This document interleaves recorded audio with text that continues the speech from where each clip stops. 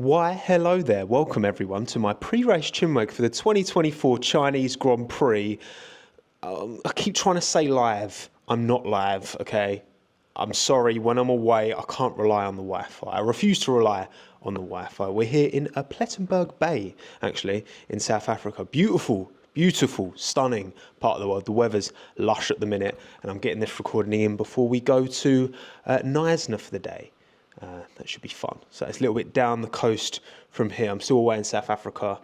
Still away. I will be away for the post-race Chinwag as well. That's going to be similar to this, not live because, again, stuttery Wi-Fi going live. I'd rather just pre-record this, upload it. It seems to get pretty similar viewership. Obviously, I don't have the interactivity of a live chat, which is a shame, but it will be good to be back on the race after the Chinese Grand Prix, whichever one that is. I can't actually remember. But anyway, also, it's so funny, right? So when I did my video was it Greenpoint, when we were in Cape Town, talking all about the 26 regulations being in a bit of a dodgy place on the simulators. Got that video done, felt fine, recorded it, sat down, edited it. Towards the end of the edit, I started to feel a little bit, I don't feel 100%. And since then, this might be a TMI, but I've basically had the trot since then. It's not been good. 9 days of dodgy bowels. So wish me luck with that. I just got some more meds today. Hopefully we'll be on the road to recovery soon. Thank you, Cape Town bug, or whatever it is. It's not been great. But anyway, you're not here to hear about my terrible bowel movements. You're here to know that this is, of course, on audio only as well. So Apple Podcasts, Spotify, wherever you listen. If you do want an audio only version of this, I upload all of these after the fact as audio only as well. In fact, it'll probably be quicker to get this one audio only uploaded first before the YouTube version. So you're missing out if you're not listening only. That's how you'll get this one first, and the post-race Chinwag for the Chinese Grand Prix as well. So let's talk about it. Back in China for the first time since 2019. We've got a sprint race this weekend as well, round 5. I'm excited for this one.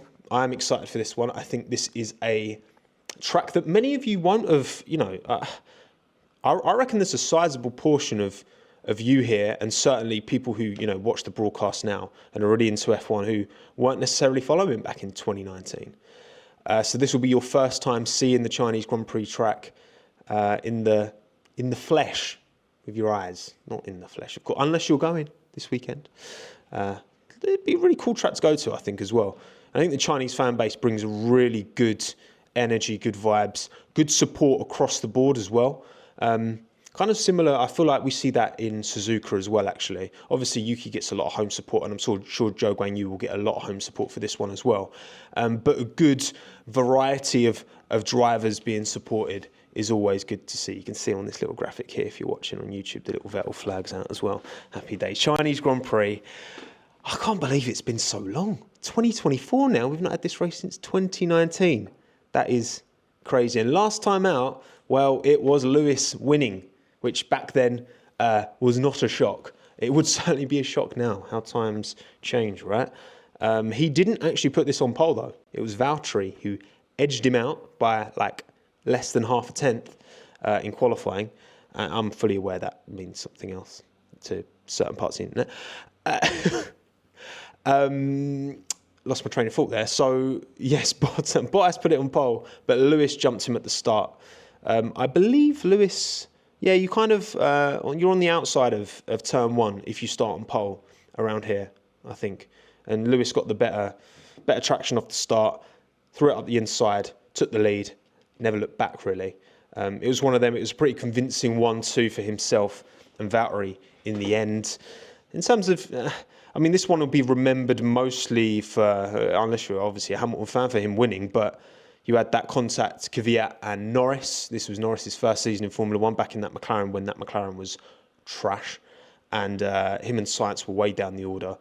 Landau had to retire in the end. But you had that pincer, didn't you, where Sainz and Kvyat, and then Norris Kvyat got chucked in the air, and then Norris got proper chucked in the air. They both survived to carry on, but eventually both Kvyat and Norris did retire from this race as well. This is back in the Toro Rosso days. That Mercedes livery, man. That Mercedes livery is something else. I love that. That is one of my favourite looking racing cars livery combinations of all time. That 2019 Mercedes specifically. Love it. What else happened in the race? You had a bit of team orders. Vettel and Leclerc swapped places. You had Verstappen put a really big lunge in on Vettel, but Vettel got the cutback and just stayed ahead. Outside of that, not too much went on, to be honest. It's quite interesting watching the highlights back before there. You had Hulkenberg in a Renault alongside Ricciardo, which is pretty crazy because obviously Ocon got that seat over Hulkenberg the year after. You had Checo in a Force India. You had there was some like strange drivers you just forget were at certain teams. You had obviously the Rich Energy Haas as well back in 2019, didn't you? With Grosjean and Magnussen at the wheel. That was always going to be a bit tasty, wasn't it? But yeah, a lot has changed since the last Chinese Grand Prix. But hopefully it won't be as it was a pretty dull race last time out. Let's be real. Hopefully it won't be the same this time out. Because this is how the driver standings sit after 4 of 24 race weekends so far in 2024. Verstappen leads 77 points over Checo 64, so a 13-point gap at the front. Leclerc 5 points off of Perez, which means he's 18 off of Verstappen. That is maths. Science 4 behind Leclerc. And then obviously the two McLarens, 37-32, Norris, Piastri. Kind of 2x2s at the start, and then obviously Russell, Alonso, Hamilton, Stroll in that order. Not much in it between the Mercedes and the Aston Martin points-wise so far this season, and performance-wise, you've got to say that as well, right? I mean, yeah, it's been disappointing. There's been that clear. I'm surprised. I thought Mercedes would be 4th quickest, but I didn't think they would be in contention for 5th quickest. Yeah, I don't know what's happening with these lot. And obviously Yuki picking up big points, P7 points, P11. The driver standings, Behrman still sticking up there on 6, and then Hulkenberg, Magnussen, both on the board already. For Haas, it's been a strong start to the season for Haas for sure. Team standings-wise, after 4 of 24, Red Bull, of course, lead the way, 21 points, ahead of Ferrari. Pretty close. I think that will be this constructors' standing. A lot of it does depend on Checo, doesn't it? And Checo had a very good Japanese Grand Prix. I think that if he can maintain these levels, it seems that he's found something, and it's given me a degree of confidence in Checo that I've not had for a while. So team standings feel like if Checo was bringing the levels he was last year and bringing that gap to Max that he was last year, I think a Constructors' Championship battle could well be on between Ferrari and Red Bull, given Ferrari have got upgrades coming, and sound quite confident that they can catch Red Bull, maybe not by the end of this year fully, but certainly for next season. But yeah, I think that's maybe the one to keep an eye out, Red Bull, Ferrari. And obviously the battle at the bottom for the scraps, right? Racing Bull 7, Haas 4, nil points for Williams, Sauber and Alpine. That's certainly one to look at. And Mercedes, Aston Martin is going to be close. It's all mid-season upgrades. And look, at the end of the day, we still don't have those 2026 regulations set in stone yet. So until that point, there's scope for these teams to really push the upgrades and try and get everything they can out of these cars before they fundamentally change in 2020. Well, not fundamentally. The engine's fundamentally changed. The aero is a significant evolution. And once we get those regulations rubber stamped and we know for sure what we're getting in 26, it makes sense for these teams to be like, you know what, right, we've got what we've got in this current regulation cycle. We'll get the rest of this season, try and do what we can in 2025, but really prioritise 26. But they don't have the rules yet. So there's talk of maybe June, July, before they get rubber stamped. But it's difficult. And this is what I talked about in that video. It's like, if they rush it, then they can't afford to rush it. And you would think they've had enough time to really go through the motions. But if these cars are so dodgy on the rear end and they're having to be driven in such a reserved manner in the simulator that they're slower than F2 cars, current F2 cars, well, that's not what F1's supposed to be, is it? No, it is not. So yeah, they're the team standings as they stand. But what about predictions for the 2024? I keep forgetting what year it is. Chinese Grand Prix. Well, this is a sprint weekend, of course. So I probably should have put an extra section in for sprint, but I didn't. So let's look at my predictions. I will add I'll add my, who do you think my sprint winner is going to be? Realistically, my sprint winner is the same as my race winner. No, it's not, because I went for Sergio. I completely forgot to put Checo. Okay, sprint winner Max Verstappen, race winner Sergio Perez. Last weekend, like I say, his performance in Suzuka, his gap to Max in qualifying, his gap to Max in the race was like okay. I think a track that Checo does well around. Remember, he had that really good performance back in his Sauber days around China, back when he was much younger, but he's got that experience. He's raced this circuit many a time in his career. I think a combination of that and China's not one that has a lot of medium high-speed corners. It's more low speed and straights. I think that typically plays to Checo's strengths a little bit more. I think if he's going to win a race, it's around a track a little bit more like this. I'm going to go for him this weekend. Maybe Max wins the sprint, but I reckon Checo. I'm going to give Checo the benefit of the doubt. I'm going to give him the race win this weekend. See how that goes. Banger drive, Nico Hülkenberg. Again, experience. He knows what it's like to drive around. Although last time in China, he actually retired in 2019 in his Renault. So that wasn't so good. But Hülkenberg's been driving on rails this year. It feels like, the Sauber Audi move is going to be the one for him. And I think, he's going to want to do what he can to put himself in the shop window. He's already had a fantastic start to the season. I think it'll be another good qualifying performance from him. I think that Haas, I read something, it could have been nonsense. It was sounding like the Haas is actually quicker in the sim. Sorry, quicker in real life than the sim. Mercedes is slower in real life than the sim. Mercedes, what are you like? Nico Hülkenberg, I'm going to give him banger drive. I think he'll be good this weekend. Again, shock. Clanger drive. I'm going Oscar. I think the McLarens are going to be a bit out of sorts this weekend. Doesn't seem to play to their strengths. They've said, I'm sure it was Andrea Stella, was quoted saying basically it's just kind of damage limitation. Maybe it was Lando. It's the kind of thing Lando would say. Lando, Mr. Honest, down in the dumps sometimes. He's probably been a bit brutally honest. But yeah, I'm not expecting too much from McLaren this weekend. And I think Oscar is the weaker of the two drivers. So I'll put him in Clanger drive. Banger team, Red Bull. I think they're so good in a straight line. They're so efficient in a straight line. They're good around every type of track. I think that long right-hander first corner, they've got that long right-hander on the back of the track as well before that long back straight. I just feel like this car is just going to be unreal around China. I really do. I think this will really play to every strength that car has. So my expectations fully are a pretty dominant Red Bull weekend. Max wins the sprint, but Checo wins the race. Heard it here first. And finally, Clanger team, McLaren, I've already kind of said it. Oscar, Lando, are going to be in a difficult place this weekend. I think they might even struggle. I think they'll be on the cusp of points. I'm going to say, maybe one of them in the points, maybe not even both. I think that it's quite easy if you get your setup out of sorts and they try and push a bit too much and try and be a bit too risky with their setup. You could allow the Racing Bulls or the Haas to capitalise, because it feels like those are the two teams that are most likely to jump on any opportunity for points. Look, hopefully Sauber, right, with Joe in the car, home Grand Prix, they can give them something. Because, to be fair, all they need to do is just do their job in the pit stops, and Bottas will probably get a point because he's been driving well this year. But that seems like too much to ask from Sauber right now, which is a stinker. So, your predictions. 2003 of you voted. Thank you for voting. I put the poll live, as I always do, on my YouTube community page and my Twitter page. So don't forget to follow, subscribe on YouTube. Take this opportunity to check you subscribe. You might not be. You might think you are, but you might not be. And like this video as well. I appreciate that. And obviously audio only.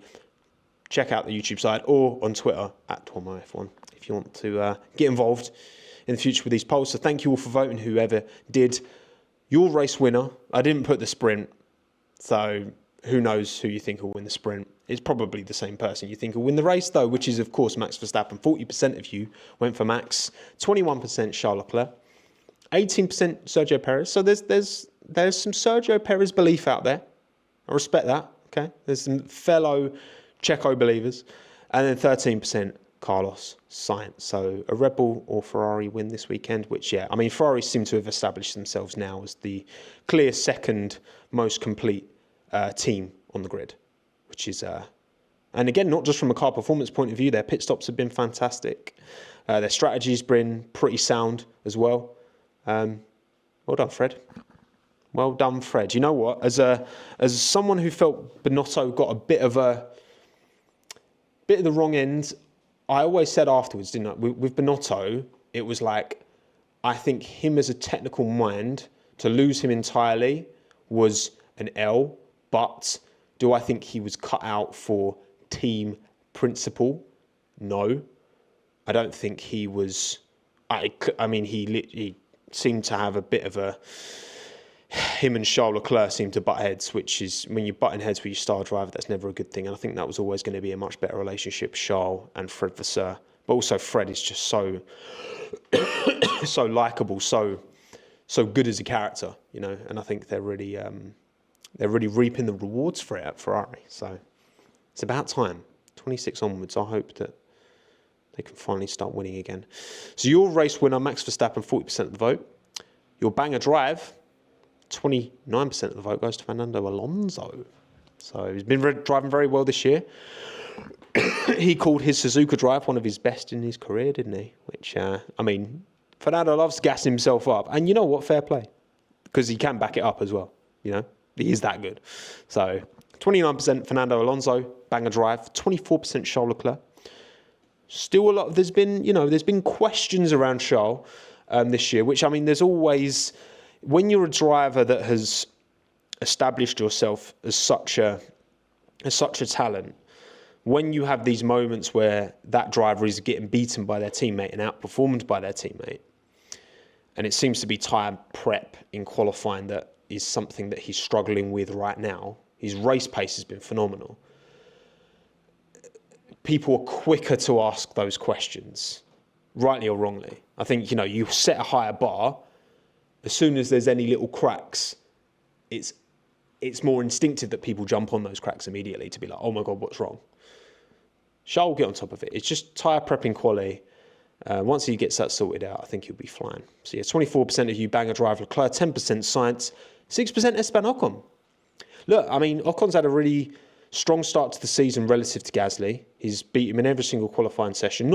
The average gap's not much. I think it's like not even 0.2. But he just seems a bit happier in this bad car. So, I don't know what you can say for that. There's still not much between them. But, yeah, it's been a difficult start to the season for Gasly. But, I mean, let's be real. He's still not really fighting for anything, is he, Ocon? So, until they get some weight off that car and get some power in that engine, they're not going to be going anywhere. I saw a quote from Bruno Faman basically saying this car is the product of previous management. Nice way to take responsibility for your position, Bruno. Those are the kind of quotes that really concern me, to be honest. Like, because that attitude doesn't get you anywhere. Like, you were a team. Bruno's been at that team Alpine since like 22. I think he was working on the engine side initially. Like, it's a collective. Don't just pass the buck. Like, own responsibility and then move forward. Like, stuff like that concerns me because that's a very Alpine, Renault thing to say. So I don't like that. I don't rate that from Bruno Faman, but time will tell. Clang and drive, you've gone Ricciardo. You tend to stick with one driver who's typically kind of having a bit of a bad time of it, and Ricciardo, it's not been a good start to the season. We know this. We've talked about this at length. He needs to turn things around pronto to have any chance of Checo's seat, because Checo does seem to have found something as well. So that means Daniel's going to need to find even more, and he's going to have to start beating Yuki consistently and pretty comfortably to stand any chance. Because Checo's hopeful to find out about his future at Red Bull, soonish. He said, didn't he say last Grand Prix, that he hopes to find out within the month? Which, I mean, that gives Daniel like no time. Like, Daniel needs to put in some big performances. And I think he's left it too late. Even if now he starts to turn things around, I think given that Checo's had a good start to the year, not a fantastic start to the year, but a good start to the year, and certainly he's driving better than he was most of last season, at least the second half of it for sure. I think Daniel, even if he turns things around in a big way, it's probably too little too late. Shame. I expected better from him. I really did. 16% clanger drive for Verstappen. So look, I mean, I said Checo, race win. Verstappen, 16% of the vote. Clanger drive. Not usual, not to be expected, but hey, we'll see. It's a sprint weekend. Changeable conditions as well in terms of weather. We're not too sure, but I've seen some things saying, there's going to be some rain overnight, rain on Friday and rain overnight ahead of Saturday. Obviously, we've got this new sprint format as well, which is, I think, better. You have the sprint quali, then the sprint race, then normal quali, then the normal race. They've tried and tested different formats. I think this will work best because you can kind of get the sprint done, then you move on. I think it'll be easier to distinguish between the sprint quali and sprint race and the normal quali, normal race, because the qualies seem to get mixed up in my head a lot of the time. But we'll see. And you know what? I don't begrudge the FIA and F1 for trying these things out and giving it a go. Clanger drive, 7% Lance Stroll, 5% George Russell. Please don't crash again, George. Please, I beg you. Banger team, 38% of the vote goes to Ferrari. Again, you lots big Ferrari support going on. I respect it. 25% Red Bull, 21% Aston Martin, 5% McLaren. We'll see about that with McLaren. I'm not so sure. And then finally, Clanger team, 27%. Once again, Mercedes take the Clanger team prediction. 24 McLaren. Some of you believe in it as well. 22 Sauber, probably. 11% Alpine. That's how you stand. I think your predictions are pretty fair. I think I could see Alonso having a good weekend. I could definitely see Alonso having a good weekend. Clanger team Mercedes, I like to think they're not going to clang again. Come on. I think they'll be ahead of McLaren this weekend. That's what I'm going to say. And there's mine. We've gone quite different this weekend, haven't we? We've gone every single pick is different between me and you. So we'll see who's right. We'll see who's right on Monday, won't we? Cool. And also, helmets. Okay, so as I'm recording this, it is 10:39, just about to be 10:40 local time in South Africa on Wednesday, the 17th of April, 2024. And we've so far seen, or at least I've seen, Alex has dropped his lid, which is pretty cool. It's Panda inspired. Pretty interesting. I like it. It's cool. It's different, interesting, unique. What can I say? It's not one you'd roll out. It's certainly it's a one-off for the Chinese Grand Prix. See, the Panda are animal synonymous with China. And then George also has dropped a helmet, which was pretty cool. So kind of glossy. Alex has gone for more the matte finish, and George has gone a bit more glossy with the red and the gold and the Chinese dragon and the text on the side. Pretty cool. I like George's helmet like this actually. So it's a smart adaptation for a Grand Prix we've not raced at for a very, very, very long time. All right, team by team, just quickly as well. 23 minutes in. I won't go on for too much longer. We've got much to say. So, Alpine already talked about them. Bruno being a bit past the bucky about things. Not so keen on that. Aston Martin. Been some good noises from Honda. Obviously, after Fernando announced his extension. Honda are sounding pretty confident that they're going to be in a good place in 2026. It's going to be essentially a works team. So, it's exciting. It is exciting. Exciting times for... I back Fernando's decision to stay. I really do. I said this on Twitter. I think that, taking a seat alongside Max, it's, at the end of the day, you've got to be smart. You've got to be smart in your decision making and where you put yourself. And Fernando not taking a seat alongside Max Verstappen, and we don't even know if that was a genuine offer that was on the table. It maybe was, but it maybe wasn't.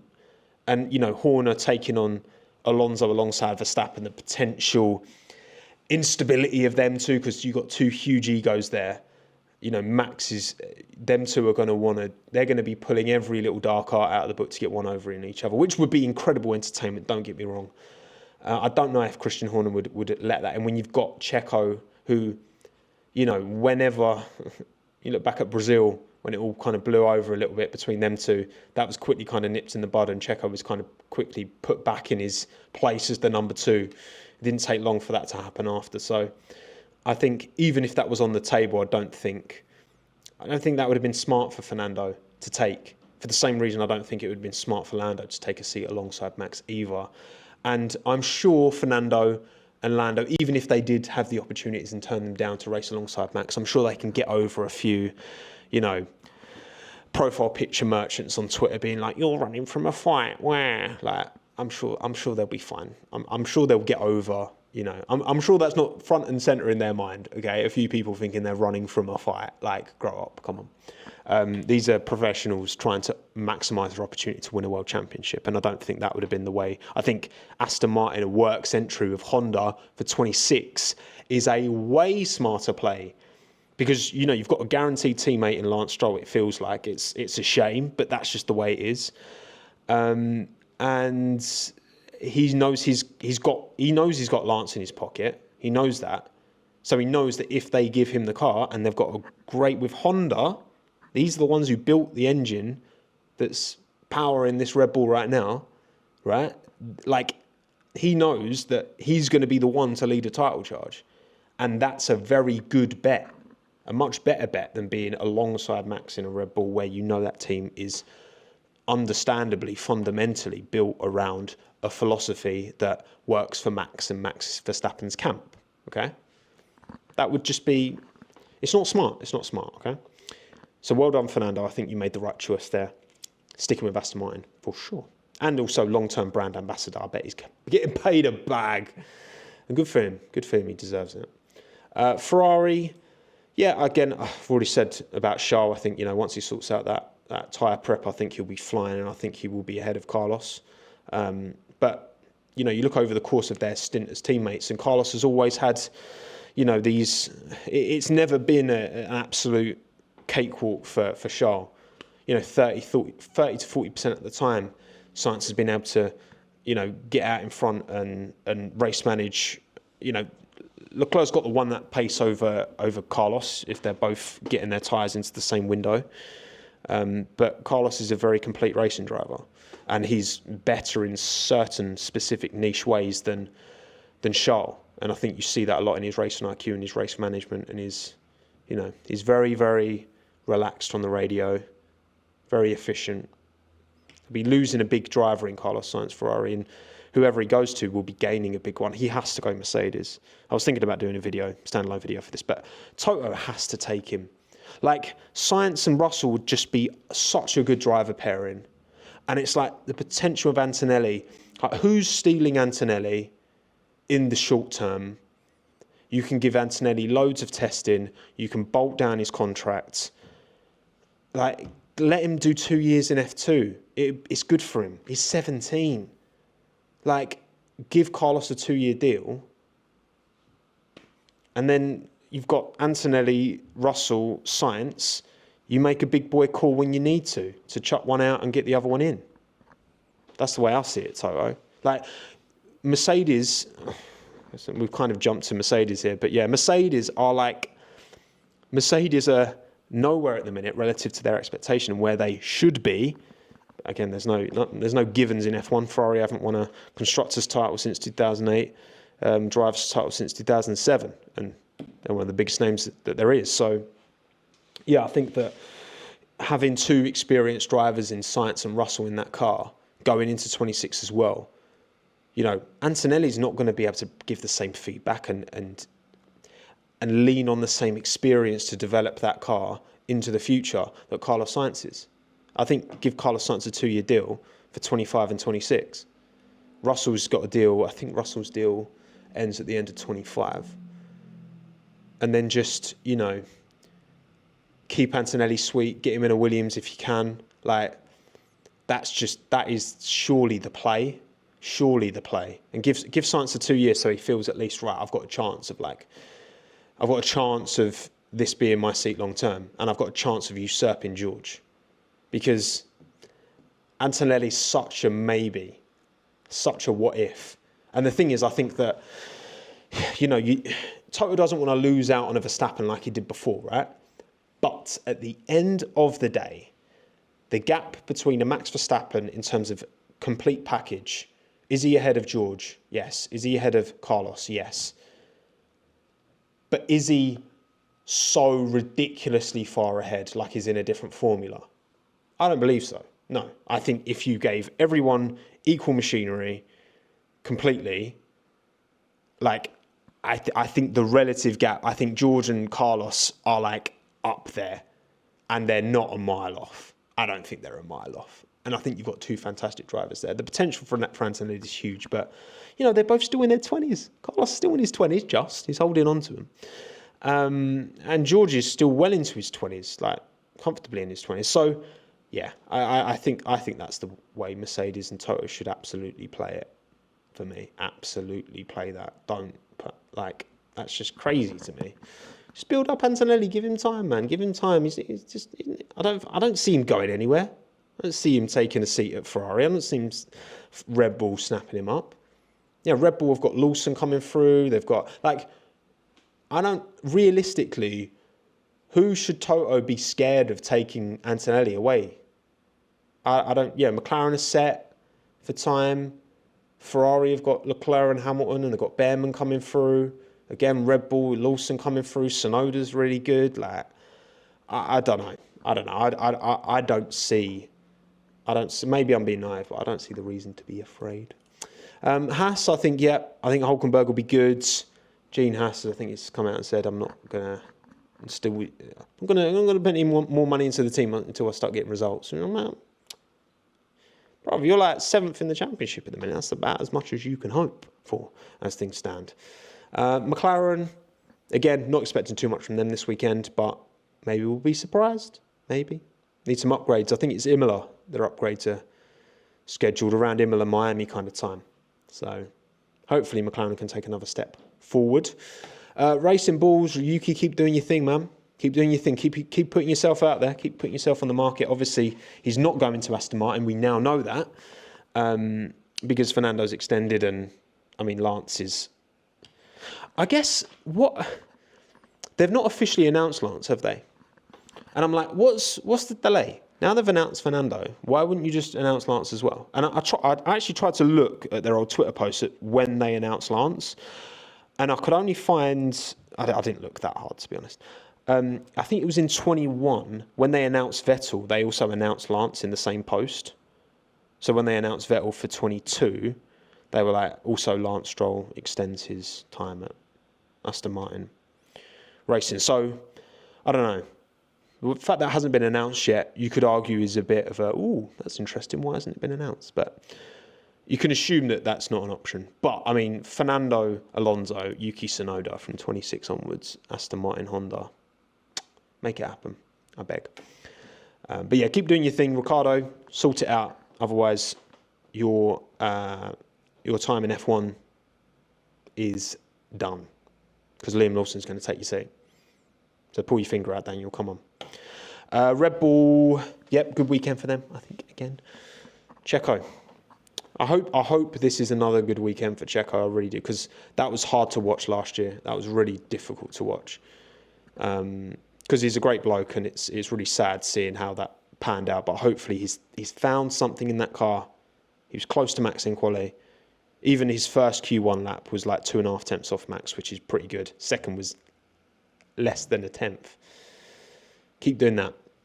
Sauber, Zhou Guanyu, please give him a good home weekend, I beg. Joe, Valtteri is firmly on top at the minute, for sure.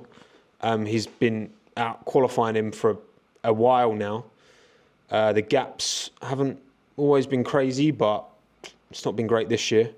See, Joe got his P11 in the season opener, which I think people are quick to forget. And that quali was like 1,000th of a second between them. But since then, Joe's been Joe's been struggling in qualifying. He's been making mistakes. It's not been good enough, and I think Valtteri's finding a little bit. He knows. I mean, they both know they need to do everything they can to make themselves attractive to this team going forward, because Audi are fully taking over, aren't they, as well? They're not even just doing their 75% anymore. They're going to fully take over, take the reins at this team. If they don't pull their fingers out, then they're going to be out the door, and Hulkenberg looks set for one of those seats. I think one of them's got a chance at staying if Sainz goes to Mercedes, for sure. I think that, and it's looking more likely Bottas. But, as I said in my video, from a brand, from a marketing point of view, Joe ticks so many boxes for Audi. I mean, I was looking on the Wikipedia. I believe the Shanghai International Circuit is actually, the actual name is the Shanghai Audi International Circuit. I believe Audi actually sponsored the circuit, this track. I made my point very clear in the video. I think Joe would be a perfect number 2 driver for Audi if they had a clear number 1 in Sainz. But he's not started this season well. I think based off of the first kind of 2 years of him in Formula 1, I think Joe had shown enough that, you know what, he could be probably a pretty good number 2 driver. But it's not been a good start to this year. So you've let me down there a bit, Joe. Come on, pull your finger out, son, right? Like Ricciardo, because you're fighting tooth and nail, mate. Because all of the outside factors offside track are in his favour. Definitely, they're for sure in his favour. But he needs to deliver more on track. Otherwise, Audi are going to be like, well, we're not going to be taken seriously, especially if they can't get Sainz. Because if they can't get Sainz, then if they do get Hulkenberg, Hulkenberg's not the name, I don't think, to lead Audi. I think they're going to want this high-profile marquee driver. And I don't think Hulkenberg's not that name.